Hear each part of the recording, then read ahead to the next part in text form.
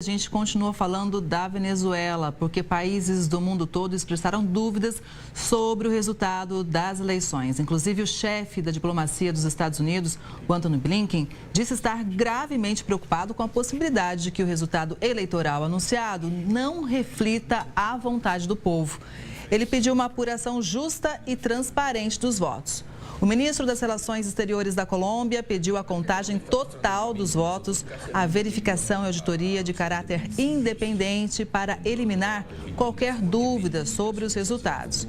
O chefe da diplomacia da União Europeia, Josep Borrell, pediu que a Venezuela garanta total transparência no processo eleitoral, incluindo a apuração detalhada dos votos e o acesso às atas de votação. O presidente chileno, Gabriel Boric, disse que os resultados anunciados são difíceis de acreditar e exigiu que observadores internacionais não comprometidos com o governo confirmem a veracidade dos resultados. A China, que mantém vínculos próximos com a Venezuela, felicitou Nicolás Maduro pela reeleição e afirmou que está disposta a enriquecer a associação estratégica com o país latino-americano. E eu volto a conversar com a Daniele Aires, que é coordenadora da pós-graduação em Relações Internacionais da Universidade Federal de Santa Catarina.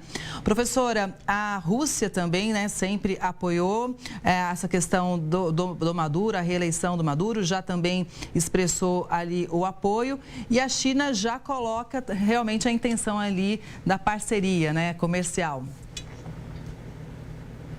Então, Kelly, eu acho muito interessante esse cenário global de reconhecimento às eleições, Eu acho que ele faz parte dessa disputa de poder internacional que existe entre Estados Unidos e China. A China reconhece, acho que por dois grandes motivos, Primeiro, porque ele é o grande parceiro hoje chinês dentro do território latino-americano, sem nenhum tipo de crivo a priori para essa parceria ocorrer, E porque também a Venezuela tem muito petróleo e a China precisa de petróleo para continuar a garantir o seu desenvolvimento econômico. Então, é meio que uma parceria muito útil para os dois lados, Ela garante Maduro, de certa forma, no poder, e a China recebe os recursos que precisam.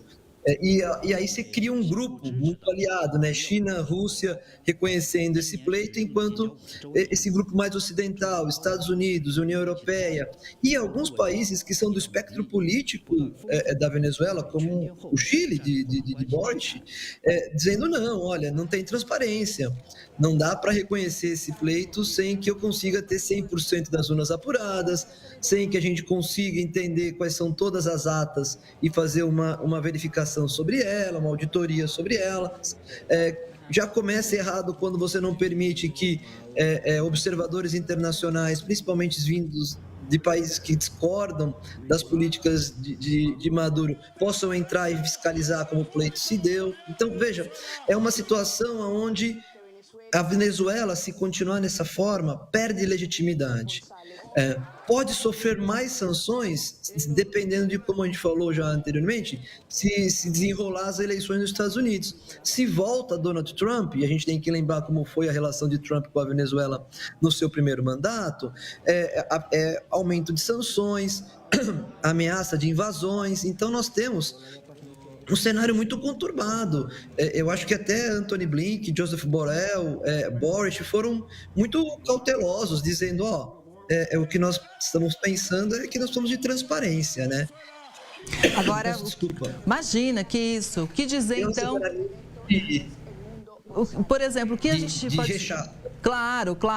Agora, professora, o que dizer em relação à Argentina? Vamos fazer um contraponto, A professora disse, olha, alguns países até tiveram um posicionamento mais cauteloso, mas o Milei, o presidente argentino, disse o seguinte, numa rede social, que a Argentina não vai reconhecer outra fraude nas eleições venezuelanas e que espera que as Forças Armadas defendam a democracia e a vontade popular.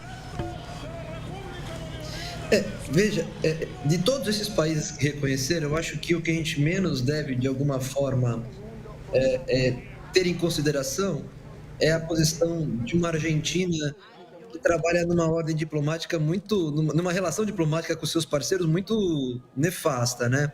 Ou seja, interferindo nos processos de forma veemente, falando que apoia um candidato a outro, dizendo que o processo não é legítimo. Milei tem muito pouco respeito pela institucionalidade, né? Então, talvez a gente veja a Argentina como se espera, tão autoritária quanto Maduro, só que com uma seta ideológica distinta e com um processo ainda de controle dentro do Estado mais legítimo, né? Mas não parece que seja a posição do Milei que vai tomar conta das respostas regionais a esse processo. Para mim, me parece que os mais importantes atores serão Brasil, Colômbia e Chile a dar respostas regionais a esse pleito, né? Então nós já vimos o Chile de alguma forma dizendo que não reconhece porque o processo não é transparente, a Colômbia da mesma forma pedindo que todos os votos sejam apurados e o Brasil muito cauteloso. O Brasil dizendo também internamente dentro da diplomacia que faz votos, deseja que a demanda dos opositores seja atendida, que as Nações Unidas e o Centro Carter, que hoje estão como observadores oficiais internacionais do pleito, possam recontar esses votos, possam ter acesso a essas atas, né? Apesar do Brasil não ter se posicionado, o que corre nos bastidores é essa posição, né? E uma posição muito cautelosa do Celso Amorim hoje na Venezuela. Então, esses países, a posição desses países é que vai prevalecer e que vai dar o tom da resposta regional a esse pleito. Apesar de, obviamente, nós podemos até conversar sobre isso, o Brasil está aqui numa situação muito delicada frente à sua relação com a Venezuela e o caminhar desse pleito. Inclusive, eu estava aqui fazendo uma ronda tentando checar se o Brasil já tinha emitido algum posicionamento oficial. Por enquanto, não, mas o fato é que o Celso Amorim deve conversar ainda hoje, tanto com as equipes de Maduro quanto a de González. Veja realmente a importância como o Brasil está lidando com essa situação toda. E acho que depois disso, devemos ter uma posição oficial do nosso país, né, professora? Acho que sim, Kelly. E acho importante essa cautela do Brasil por alguns motivos. Primeiro, porque o Brasil, sendo o maior país da região, vai ter um papel fulcral em qualquer processo de mediação ou de condução do que pode vir a ser um conflito diante dessas eleições, né? Então, o peso do Brasil é muito grande. E o Brasil, ele abre portas sempre para a Venezuela. O governo atual brasileiro tem uma conexão e uma relação com a Venezuela que não é contrária, ela é amistosa, né? Só que ela não pode ser amistosa legitimando ilegalidades. Então, não ter dito nada até agora e estar esperando, de fato, que as coisas sejam mais esclarecidas e transparentes é um sinal positivo de que a diplomacia brasileira não vai aceitar qualquer coisa só porque tem uma relação mais próxima com Maduro. É preciso que se respeite a democracia, até porque ela fere também, ela vai de encontro a tudo que o Brasil sofreu nos últimos pleitos eleitorais em relação aos problemas que poderiam ter de manipulação, de rompimento democrático. Então, quer dizer, você não pode reivindicar que no seu estado a coisa aconteça de uma maneira, mas no outro legitimar, né? Então, veja, eu acho que o Brasil está tendo uma posição muito cautelosa, deve ter uma posição muito cautelosa e que não sei se ainda vai ser muito cedo que vai se pronunciar. Ainda vai esperar um pouco, mas a partir do momento que tiver mais clareza sobre essas atas, o Brasil vai tomar uma posição que tende a ser conciliadora, me parece. Dificilmente o Brasil tomará uma posição de apontar o dedo, de condenar Maduro. Ela vai poder condenar o processo. O processo não foi claro.